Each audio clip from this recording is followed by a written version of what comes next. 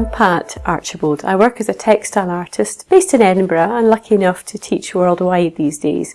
Over the last few months I've been developing a series of transformer template rulers, and in this series of videos you will be able to see a whole variety of ways of working with them. I hope you enjoy them.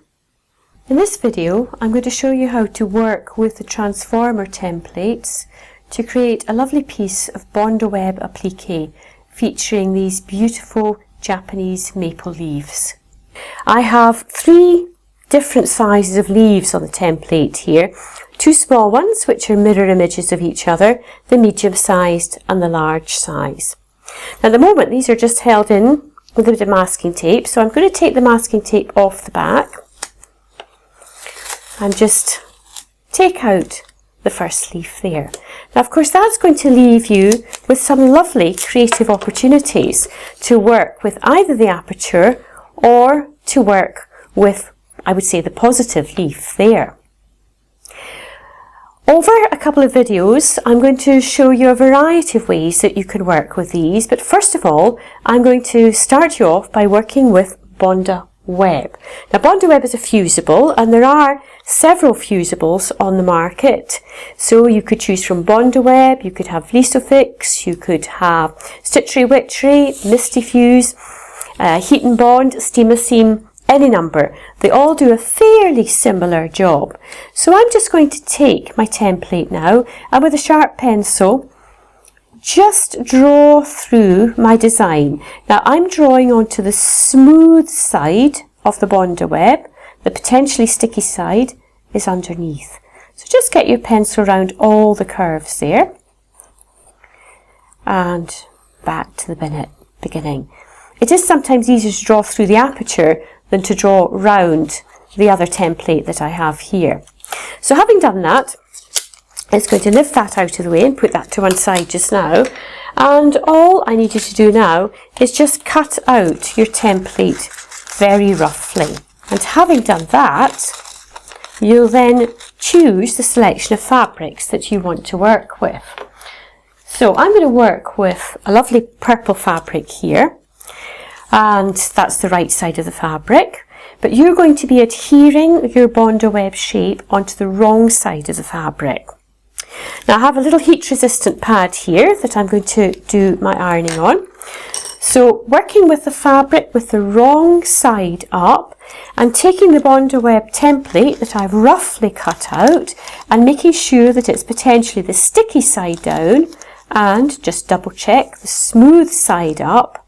And don't forget, if you're working with any of the fusibles, to always protect your work with baking parchment or a silicone sheet. Something that if you had a little accident with the BondaWeb, it's not going to stick to the silicone or the baking parchment. Take the iron and just smooth that over. Now it's cotton fabric. I have the iron set at a cotton setting there. Make sure that's nicely adhered on there. Let that all cool down. Let's give that a nice little cool down. It's very hot just now. And then again with a sharp pair of scissors, you're going to cut out exactly on the line. And having done that, that's going to give you that shape there. Now the next thing that I need to do is remove the backing paper from the template, from the fabric that I've just adhered the BondaWeb to. Now all I do for that is just take a pin, stroke the back of my piece of work, and that's going to split the backing paper there.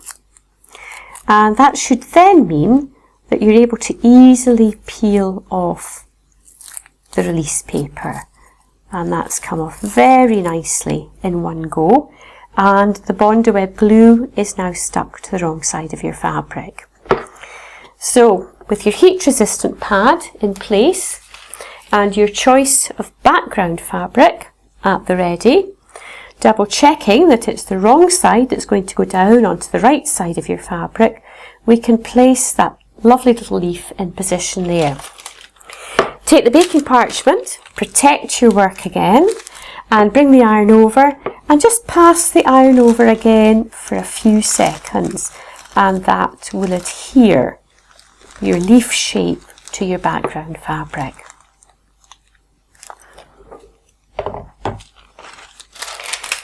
And if you choose to put a selection of different sizes of leaves on there, you're then ready to put your wadding and your backing in position and start stitching. So I have a little example here of a finished one just to tempt you. And this time I've chosen to use all 5 leaves there. I've interlaced some of them, and I've used the large, the medium and some of the small ones in there just to complement each other. A nice range of colours set on an aqua background with a nice lemon coloured binding on it. A few stitched stars just by isolating the star stitch on your machine just to complete it. Simple idea, but really effective by just adding in the veins of the leaves there to make sure that your pieces are going to be completely adhered to your background fabric. Thanks so much for watching this video. I do hope you've enjoyed it. I hope that these transformer template rulers will transform your work in some ways, and you'll find that they're available from my website, so do have a look at that and enjoy all your creativity.